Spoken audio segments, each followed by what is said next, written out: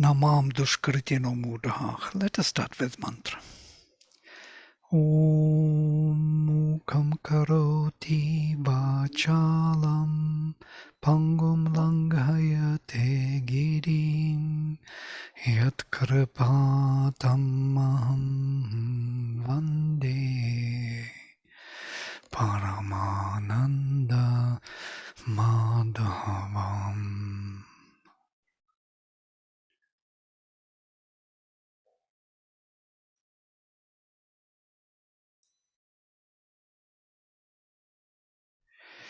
Namam dushkritino mudhah prapadyante naradhamah mayaya pahrita jnanam asuram bhavamashritaah. So we have the evildoers attain not to me, dushkritinah, souls bewildered, mudhah. And there will be this note here, we will read about it. Low in their human scale, naradhama, mayaya pahrita jnanah. For their knowledge is reft, strange word, away, taken away from them by maya, mayaya apahrita, carried away. And they resort to the nature of being, of asura, asuram bhavam ashrita. So they find refuge in the asuric nature. And what is asuric nature? We spoke about this last time. It is nature of self-consideration, survival, self-assertion, and so on and so forth. Sustainability, if you will. Let us sustain what we have, keep up with what we have, as if that can be kept up, as if there is no evolution, as if there is no development. We want to keep what we have. It is not possible. It's only by asuric nature that we can keep it. There is no other way. Oh, Charles joined us, and Martha and Robert and Shibani. So namaste. So I'm just going through this verse. And there is a beautiful footnote here.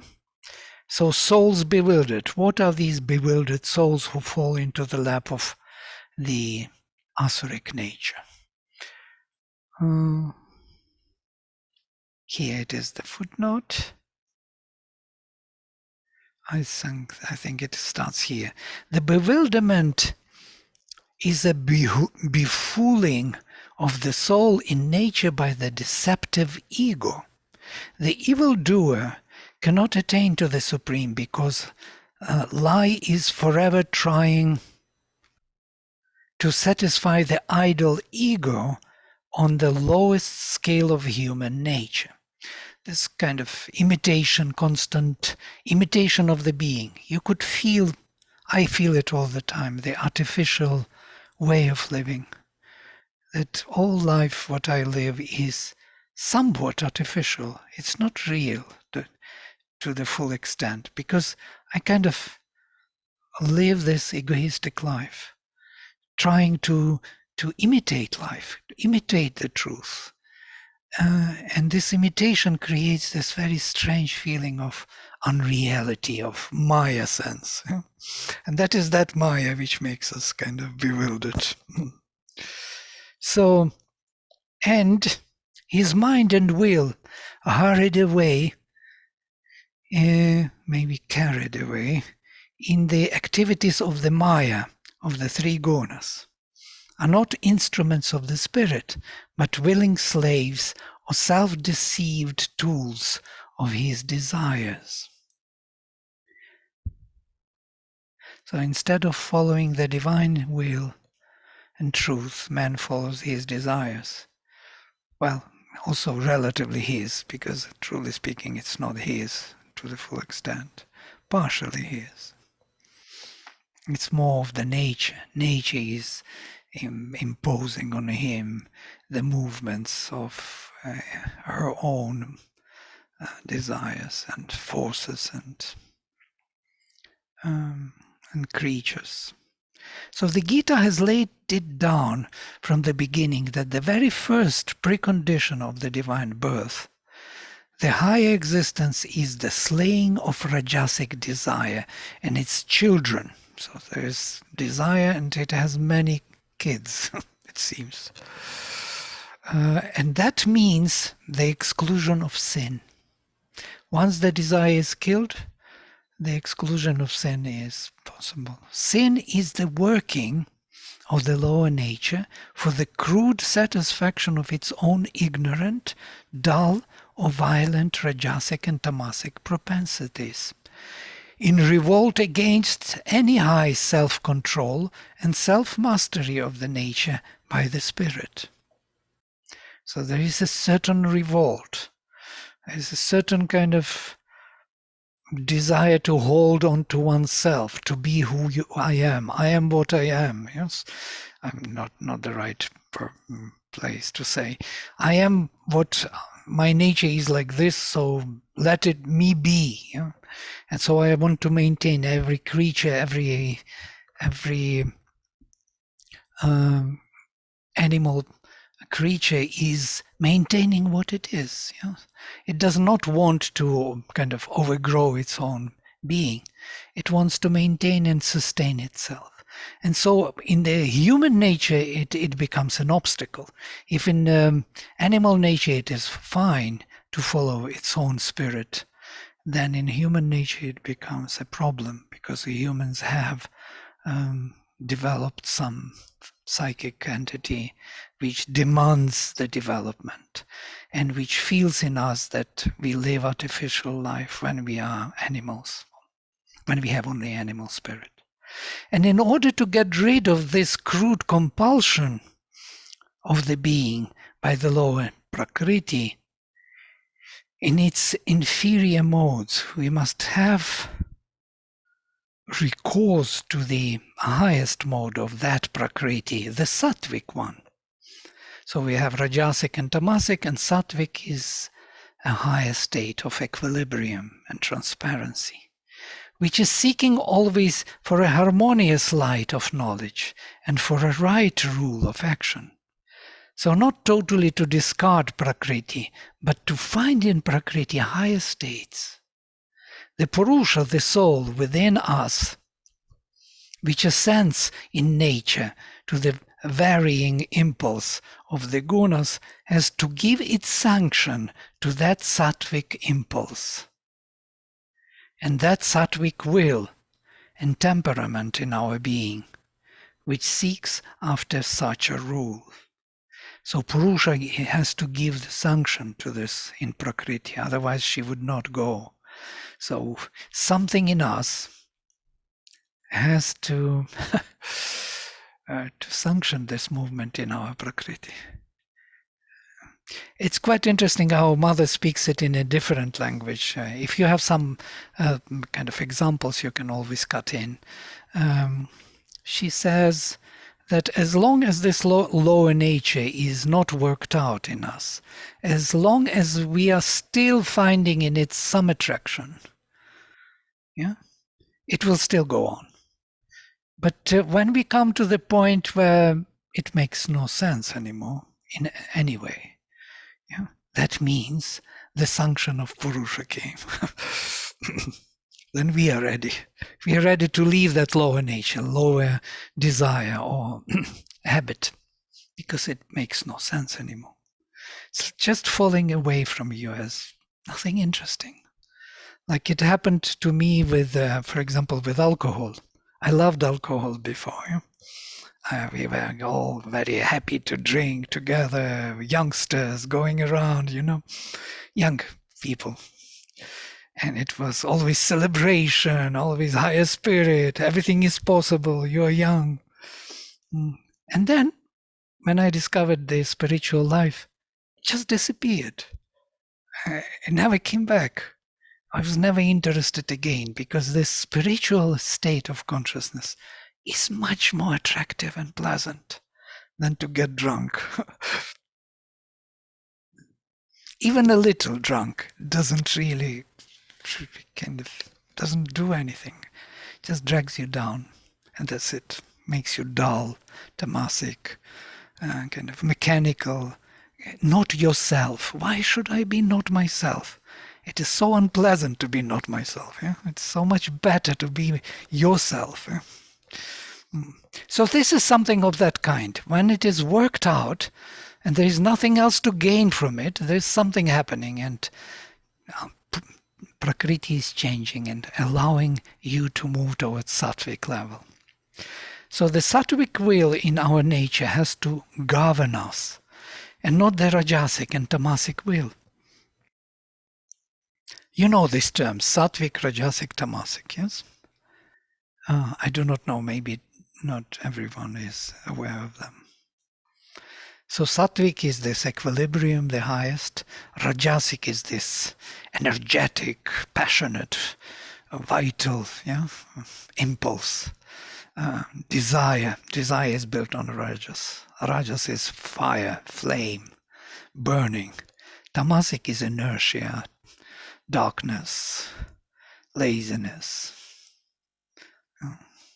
So this rajasic and tamasic, being active and being heavy, this is how nature actually operates, lower nature. But there is something higher in her, some higher quality, sattvic quality of buddhi, of a higher mind, which we can attain to and be governed by that nature in us.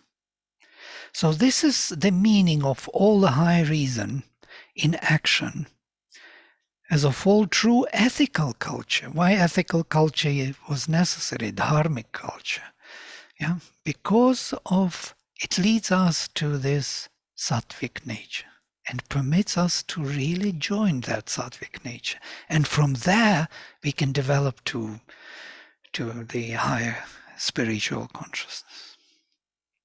It is the law of nature in us striving to evolve from her lower and disorderly to her higher and orderly action, to act not in passion and ignorance, with the result of grief and unquiet, but in knowledge and enlightened will, with the result of inner happiness, poise and peace.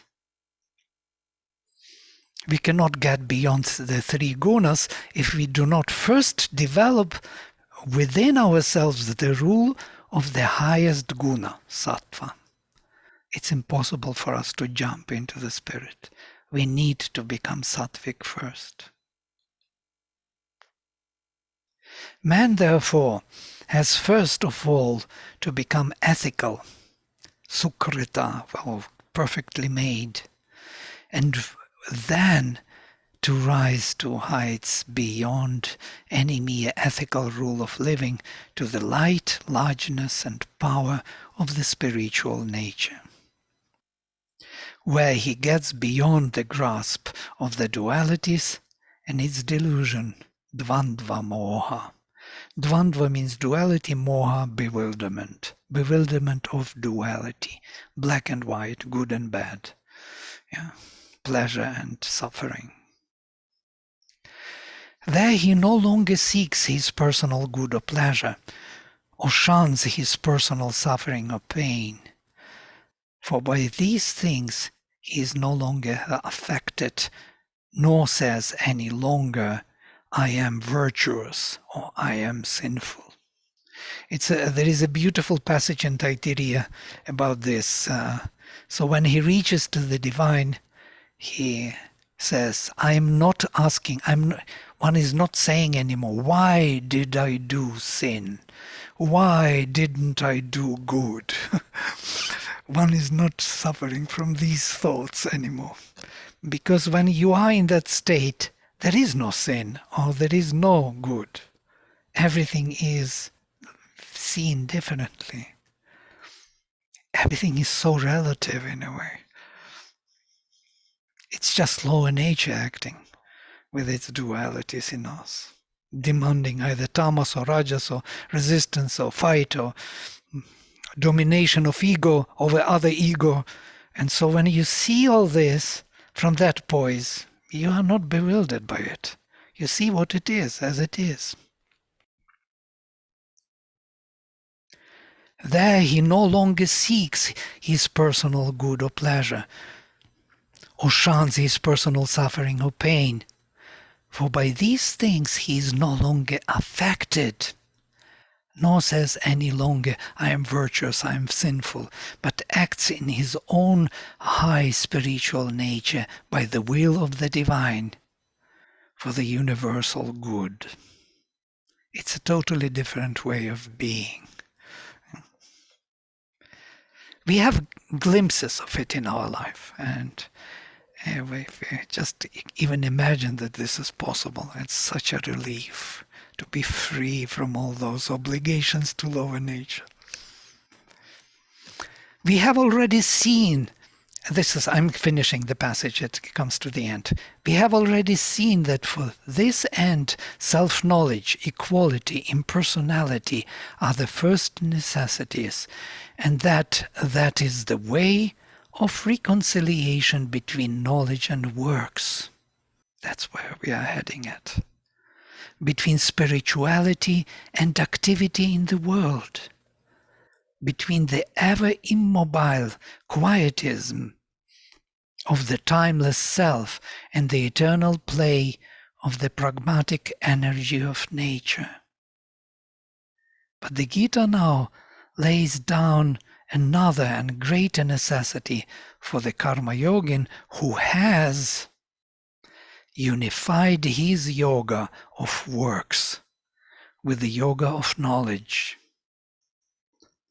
Not knowledge and works alone are demanded of him now, but bhakti also, devotion to the divine, love and adoration, and the soul's desire of the highest. So that would be the reconciliation between works and knowledge. That is bhakti is in between, which is holding both. It is that space in between heaven and earth, yes, which is holding heaven and earth together. It is emerging now, because these two are reconciled. So this is the beginning of Bhakti Yoga, and this is the passage to this particular verse, number 15. If you want to say something, please, you can comment on it, share your ideas, your kind of experiences. It would be great.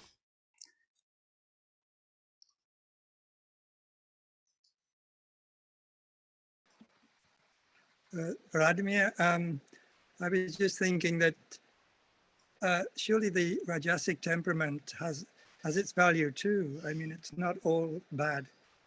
And it must be very difficult, I would think, for people who are of a nature to make that step into the sattvic mode completely, because they are just different. Their makeup is so different. So I mean, the Rajasic energy is certainly useful in the yoga, surely. Absolutely, absolutely. You're absolutely right. When we will come to the Jnana Yoga, we will see that Sri Aurobindo actually promotes Rajasic or Sattvic or Rajasic nature. So we will have the Sattvic Rajasic, the best combination. You cannot have only one nature. Cannot be only Sattvic. It doesn't work that way. So you will have a specific dose of Rajas and Tamas. Yeah? And that connection of these, the balance between them is what is needed. In different situations, different things are needed. When you have to run and to put a lot of energy for your life, you have to be Rajasic. You can't be Sattvic. Yeah? So there are situations where it is absolutely necessary, yes. I was just going to add, Robert, that's a really good point, because in Ayurveda, where I first learned these terms, it's not about always being in that sattvic mode, but when you sleep, right, you don't want to be rajasic, you don't want to be sattvic. You need to be tamasic, for instance. So to me, sattvic is knowing or having that right balance in every activity, depending on what it is, or in every state that you're in. And I'm sure there is at some point that perhaps you could view each activity as sattvic, but for most of us, it's just a matter of trying to find that right balance depending on what we're engaged in. So that's at least how I learned it, Robert. What you're saying is that they each have their value and it's all dependent on the activity that you're engaged in or the state that you're in. Yeah, I think that's very true. We all of us have a variety of these elements in our natures, don't we?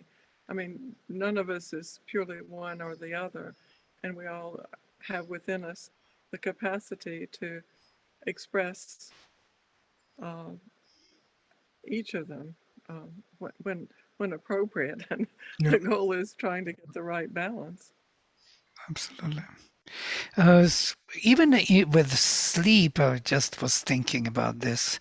First, I said, yes, sleep, you have to be tamasic, you have to be absolutely inert and relaxed, as it is described. But actually, Mother speaks about sleep. We will come to the sleep. We will have the whole course on sleep. That truly speaking, this kind of rest, tamasic rest, heavy rest, is not really, because it drags you down into the into the inertia of your being. There are lower levels of consciousness where there is no rest actually. You may sleep long in tamasic sleep and wake up very heavy, very unrested, and you may kind of sleep very luminous, kind of connect sattvic sleep, so to say, and it will be much shorter and you will be much more rested. But this is to debate, how it is to be treated through gunas, how to be seen. Just came to me when you were talking about tamasic sleep, that Mother mentioned that this heavy sleep is not really good Well, yogic I sleep. guess what I was meaning is when you go to sleep, right, in order to fall asleep, if you're too rajasic or too sattvic, too high, you're not going to fall. The body's not going to completely relax. The mind's not going to relax. So at least that initial falling asleep is what I'm referring to. Generally, it must be so. Yes, that's why we want to become heavy. That's why I eat in the evening to fall asleep, actually. So food helps. It drags you down. There's good dinner can put you to sleep or something. And if you didn't eat, you can be very active. And yes, I thought more like Rajasic is more kind of dangerous than Sattvic. Sattvic is equilibrium in a way. It's kind of a peaceful state which is not disturbing. It's not a high kind of, unless it is Rajasic or Sattvic, then most probably yes. Then the Rajas is the thinking, higher thinking, some poetic thinking. Then it is so. Yes, you can't sleep. It's an interesting question of whether we should be always sattvic or try to be sattvic always or not. Since you brought all these topics, now I'm thinking aloud. I think we should be 90% sattvic in our life. It's only when it is absolutely necessary to use rajas or tamas, then we have to go into it. Otherwise, we have to kind of develop this sattvic presence of the divine, which has to be in our sleep, in our action, in all what we do, think, feel. So that sattvic nature helps us to connect. Yeah, I would also say that sattvic is, if it's harmony, then it's harmony of the three gunas. So in any particular situation, it's a harmonious balance of exactly what's required of that moment. So I don't think that we can always be in only the sattvic state, or we wouldn't necessarily keep at least one foot on the ground. But to me, that's what harmony means in the sattvic definition, is the right balance and harmony of all three. I So agree. not to belabor it, but this is a big point in Ayurveda. So, we spent a lot of time discussing and applying it to different personalities and different doshas and what have you. So it is an interesting topic, absolutely. Yeah. In the I do. yeah. So maybe this is just really simple, but how I learned it a long time ago, and it's really served me in my life just helping to navigate my world is that on the personality level, a tamasic man doesn't have the capacity to obey the law of God. A rajasic person obeys the law because they understand cause and effect. So they're kind of tricking the system. And a sattvic person is they just do because it's the pure right and inspirational thing to do. Absolutely. Yeah. For no reason other than it's the right thing to do. Yeah. He is not motivated by his own desire or his own inertia. He is motivated by some higher principle of harmony, and that is kind of attracting him in his actions and thoughts. And that is already the beginning in nature of opening to the higher spiritual voice in him. So from this perspective, what happened is years ago I had exposure to the Gita, and this conversation was framed with Sri Krishna and Arjuna, where in this translation Arjuna was presented as more of Rajasic. Just action, had anger, and Krishna told him that so he had self-anger. That's the worst, right? We get angry at ourselves for getting angry. And Arjuna, because he had a lot of anger, Krishna told him that know you the nature of Rajaguna is anger, because a willful person, when their will is imposed upon or blocked, then it produces anger inside themselves.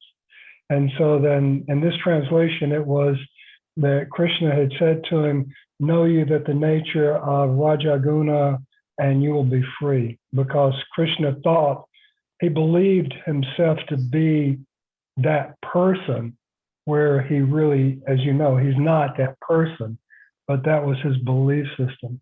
And whether that's the right translation or not, it's really helped me in my life to reflect upon my own actions and motivations. Yeah, he's a Kshatriya, he has to be more Rajasic, definitely. But his rejection of fighting was, Srimanta says, tamasic vairagya. It's interesting. He even specifically says that it was based on different thing. It wasn't really based on the even Rajasic vairagya. It wasn't Rajasic, it was tamasic, and it wasn't sattvic. So it's kind of, we will come to the whole section, 6 chapters on the Rajas, Tamas, and Sattva, and we will see different types of men, different types of belief, different types of actions, different types of generosity, Sattvic, Rajasic, and Tamasic. We will see different types of faith. So it is pervading everything, all possible movements in nature. Whatever man brings from the spiritual side into nature will be painted with these 3 gunas, giving them particular formation. It's an interesting power of nature. In occultism it is described beautifully as there is occultism, there is Kabbalistic view on these 3 major mother's letters, which is Aleph, Mem, and Shin. Maybe we spoke about them already. 1st, 13th, and 21st. There are 22 letters of Hebrew alphabet, and they are all laws of the existence. And these 3 major letters of the mother, interesting mother, I don't know why they didn't figure out until now.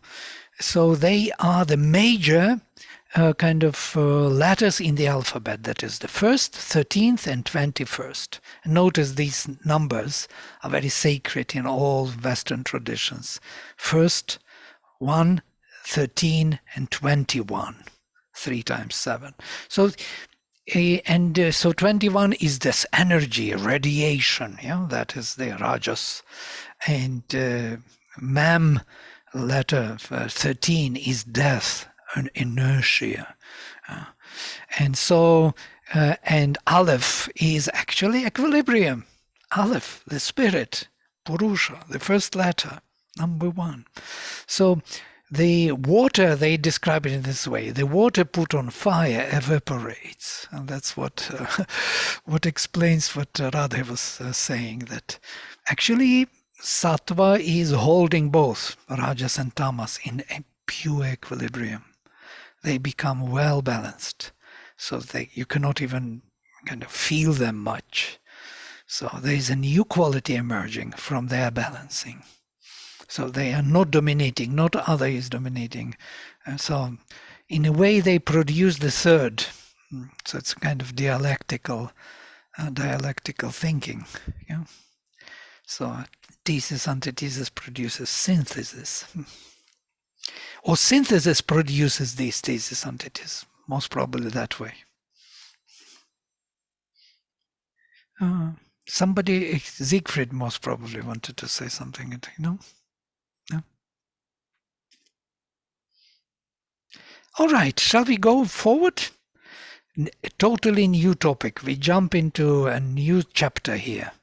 Chaturvidha bhajante mam janah sukritino arjuna arto jijnasu hartarthi jnanicha bharatarshabha. And this is quite interesting. So Chaturvidha bhajante mam. There are people, janaha, who worship or love me, bhajante mam. They are of four kinds. There are four kinds of people who love the divine. They are well made, sukritinach. They are perfect in their ethical behavior. Sri Aurobindo mentions this in the previous. So they are established in a higher moral conduct. And this is artach, which is suffering person. Jijnasu, who is seeking self-realization. I'm translating literally, and then I will read Sri Aurobindo's. Artharthi, the one who seeks the higher purpose, meaning, and Jnani, who is realized. And these are bhaktas, notice. These are four types of bhaktas. The suffering one, the one who seeks self-realization, who seeks the higher purpose, and the one who realized himself. Of course, there is a gradation starting from the lowest, who is suffering. And notice this suffering one, artach, is quite interesting because that leads to the search of the meaning of life. When a person is suffering, like Arjuna, for example, in the crisis, and he cannot bear anymore this, so he needs some answers. He seeks for some answers. Or Buddha, for example. The whole Buddhism is built on one particular topic: how to remove suffering, dukkha. So this is the enough motivation to seek for the higher purpose, to be the lover of the divine. Jijnasu is quite clear. It's a derivative from rujna, knowledge. So seeking knowledge or seeking self-realization. So I will read Sri Aurobindo's. It is here. Among the virtuous ones who turn towards me, the divine, with devotion, that is bhajante mam or Arjuna, there are four kinds of bhaktas: the suffering, the seeker for good in the world, the seeker for knowledge. The seeker for good is artarthi, and seeker for knowledge jijnasu. He put them the other way around. And those who adore me with knowledge, jnanin, who realized himself already. Interestingly, how Sri Aurobindo puts it: who adores me with knowledge, it is the knower. Oh. So, and there is a footnote for these four kinds. He will give here a description. It's a small paragraph. We may say that these forms are successively the bhakti of the vital emotional and affective nature, that of the practical and dynamic nature, that of the reasoning intellectual nature, and that of the highest intuitive being, which takes up all the rest of the nature into unity with the divine. So it's one by one. He gives them kind of these interpretations. Practically, however, the others may be regarded as preparatory movements. For the Gita itself here says that it is only at the end of many existences that one can, after possession of the integral knowledge and after working that out in oneself throughout many lives, attain at the long last to the transcendental. You see, this is kind of thing with, it was a copy from PDF. For the knowledge of the divine, as all things that are,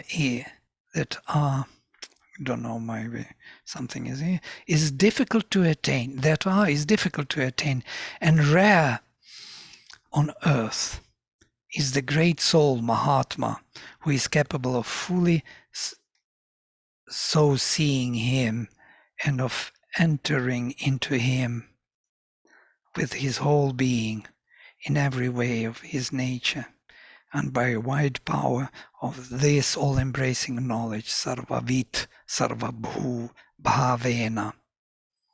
So unfortunately, this kind of text we can't really use totally because there are many misprints. But you got the idea. Eh? Sorry for this. I didn't check it before reading. So there are 4 types.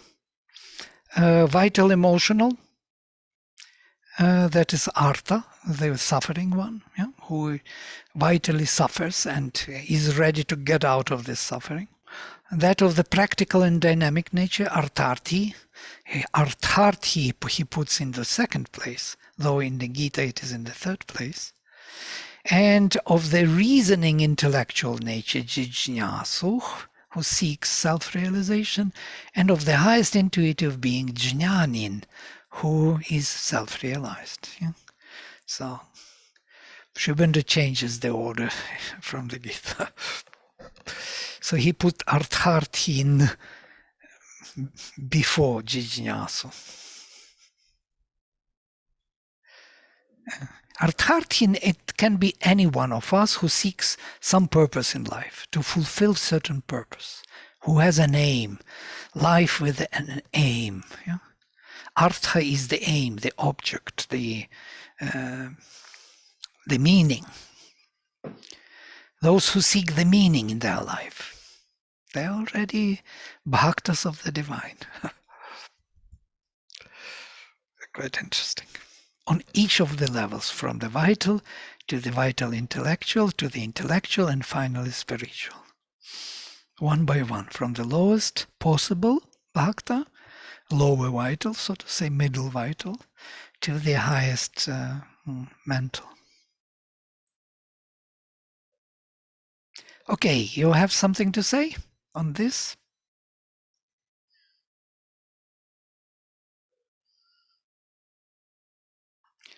On this shloka, no? Okay, I will take one more and we can stop here to discuss. Tesham jnani nitya yuktah eka bhaktir vishishyate priyo hi jnanino tyartham aham sacha mama priyaha. Of these 4, the knower, who is ever in constant union with the divine, whose bhakti all concentrated on him, on the divine, is the best. He loves me perfectly and is my beloved. Sacha mama priya. He is my dear to me.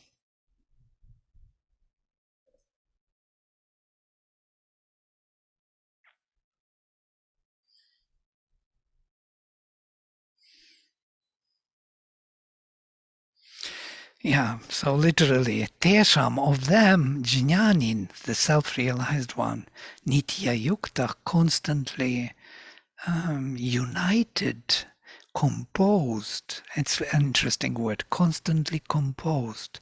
He is not falling apart. He is not disturbed by the movements of nature. He is totally focused because he got some higher presence in his being. So why should he be disturbed by some movements of nature?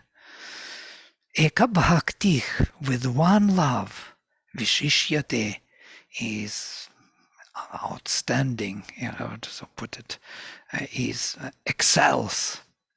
Priyo he jnanino tyartham, he is most dear to me. There's,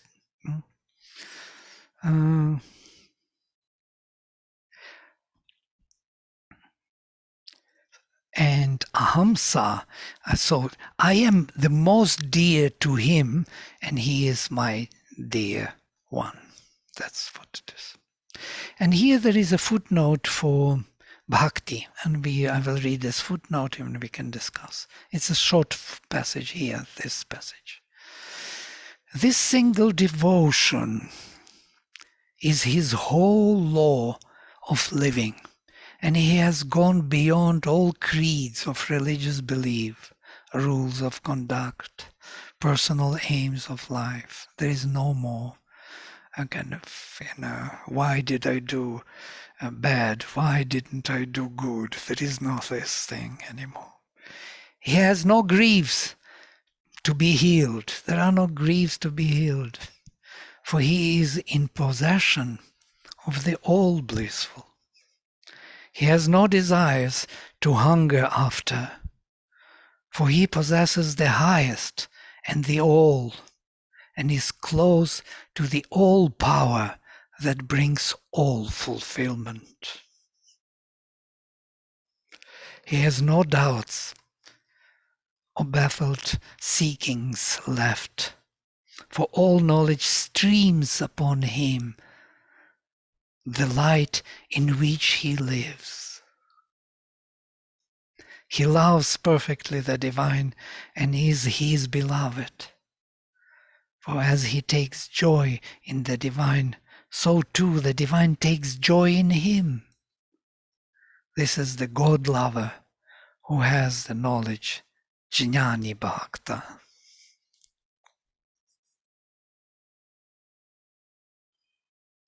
This is a beautiful passage.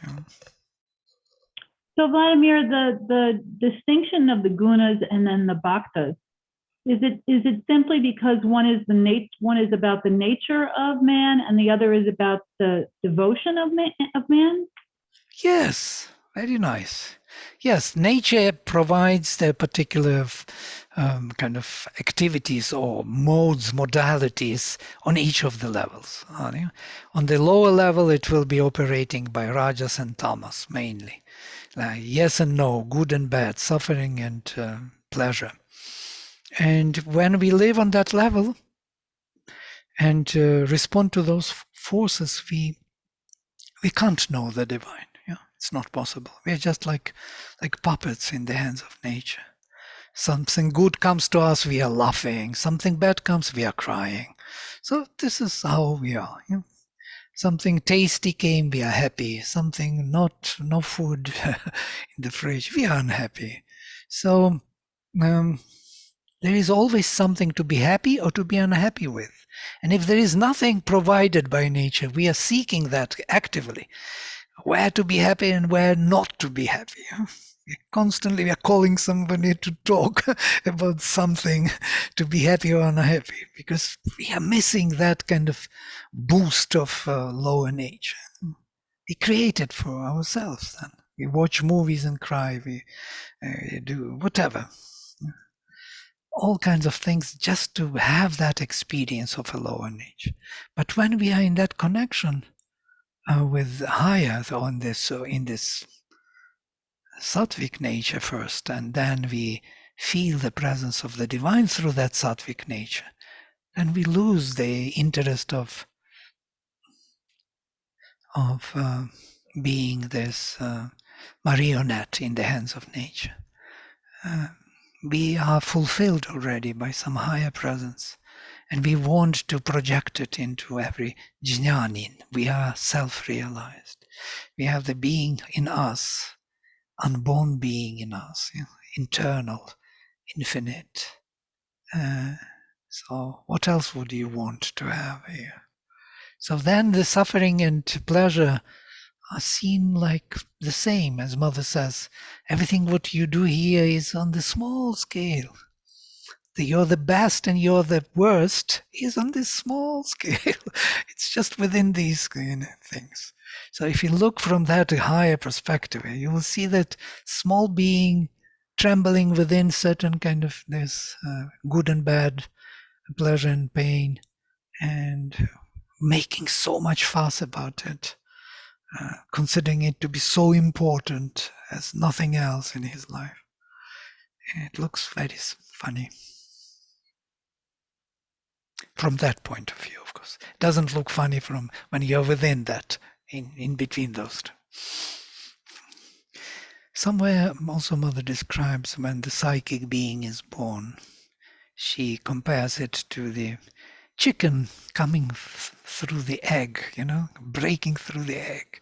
So within the egg, that was our world before our psychic being, our soul came to the front.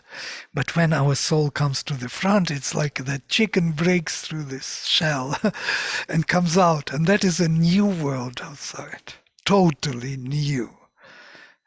It's difficult to imagine, yes. This world can be totally different, new world. But from the soul's point of view, it is absolutely different.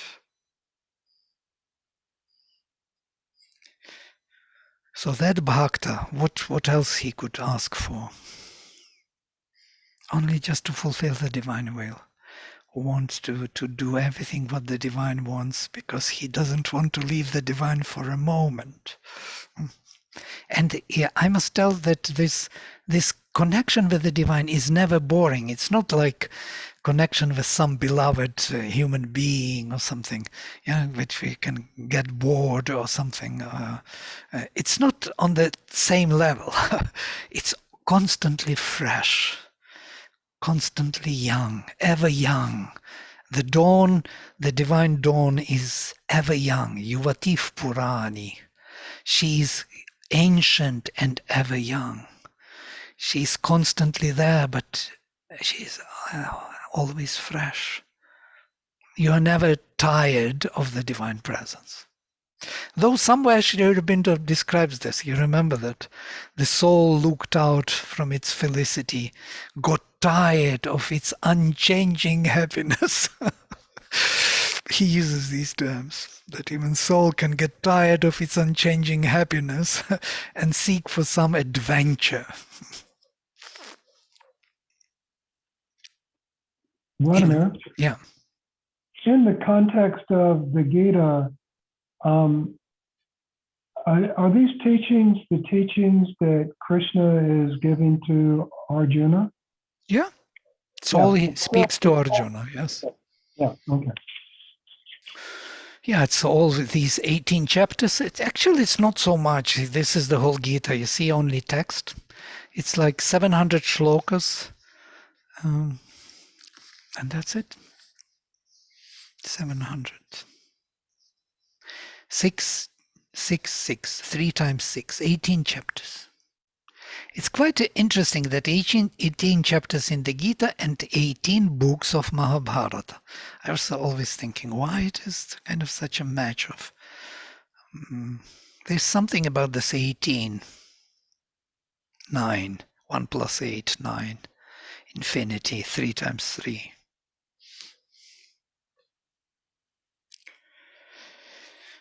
All right, you have something to share, so we can share before we close. Maybe we will stop here today on this 4 different types of bhaktas. So Vladimir, I have a question. Yes. Why does the Lord, the divine being, only love that bhakta who is all knowing with the divine? What about the other 3 bhaktas? No, After all, they too are bhaktas. Well, I guess he loves them all, but this Jnanin is, for the Jnanin, he is loved. Yes, Jnani loves him because Jnani realized him.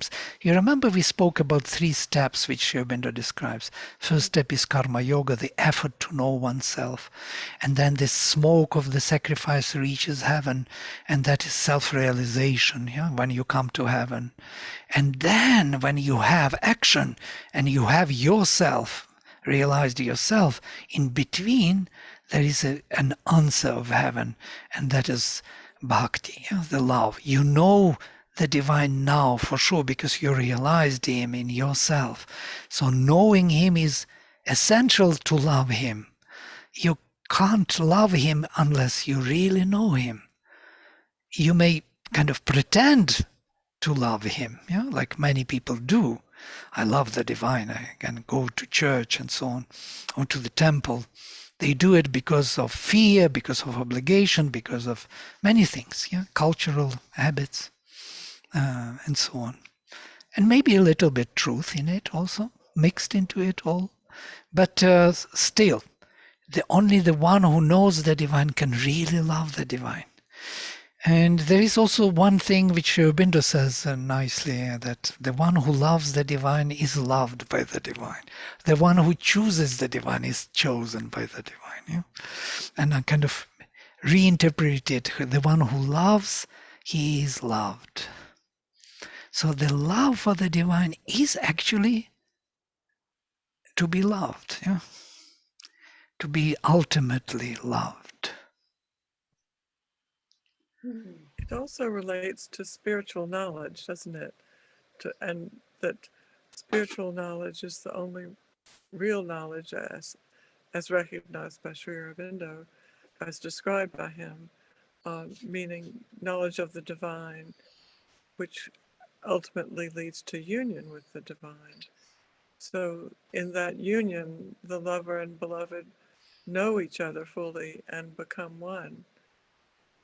So I think that kind of concept is connected with. Yeah. And Jnanin is, interestingly, this, I'm always coming to his translation of Jnanam as self-realization, self with a capital S, yeah? It's not Jnanam as knowledge, as bookish knowledge, or kind of knowledge of some operation by forces. It is realizing oneself, yeah? Knowing oneself. The one who knows oneself knows the divine, and they can be united. So this know thyself is the key. Yes, Sangeet. Yes, I. Hopefully, this is not a sensitive question, but is it true that the divine wants exclusive love from us only to him? And if so, why? Only we can, we're supposed to, somebody told me that, I think I read it somewhere. If you love the divine only, that's what he wants. I mean, why is this, if I can use that word, is it selfish? Somebody said Selfish divine is demand God is of being selfish. loved. Yeah. This is a good You have to question. love only me, no one else, right? I think somewhere I read that. Is that true? If true, why? We have to interpret it a bit differently. Yes, let us look at it from a little bit different angle. Yeah. So if you love the divine really, totally, uninterruptedly, absolutely, that what happens really? Who is the divine? It's not like some other being, or you married someone and you have to love only your wife or your husband.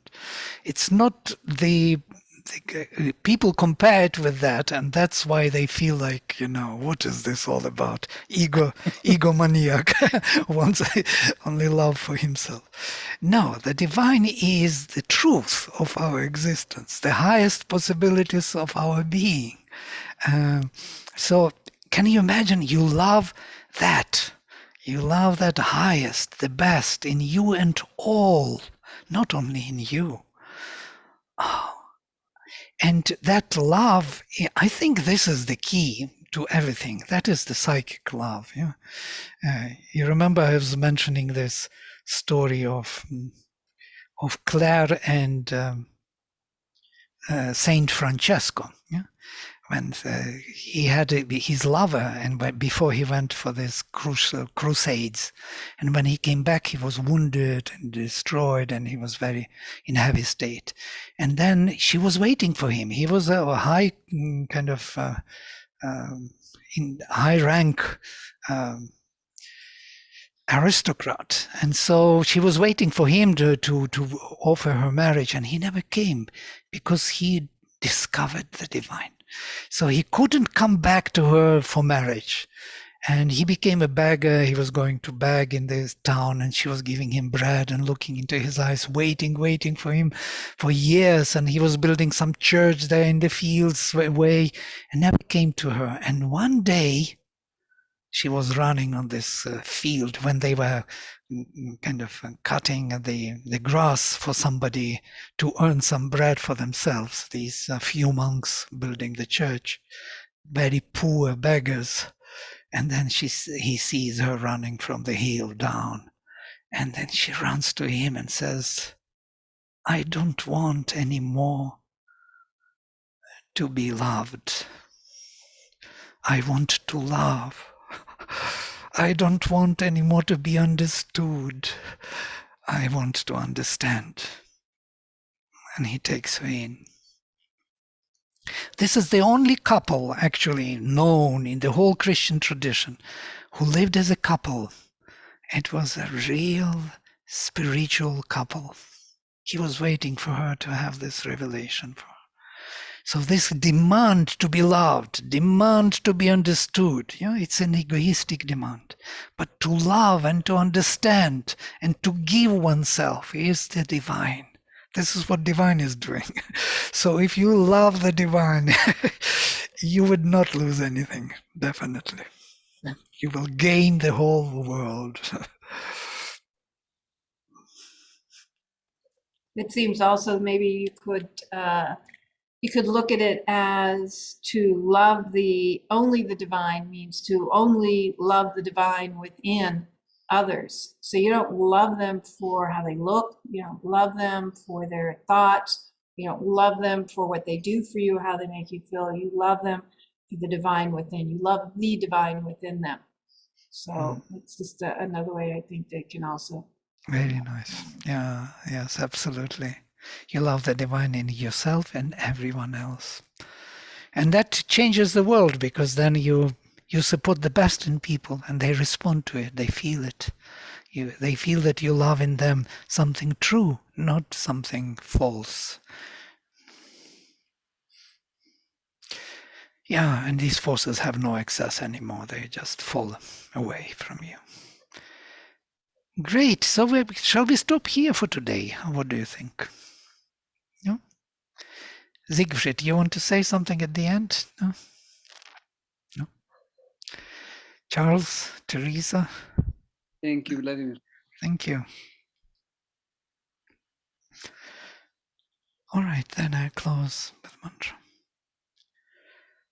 Om Sarve Bhavantu Sukhinaha Sarve Santu Niramaya Sarve Bhadrani Pashyantu Ma Kaschit Dukha Bhag Bhavet.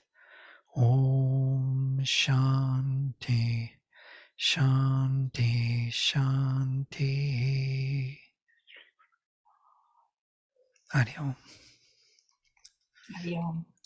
Namaste.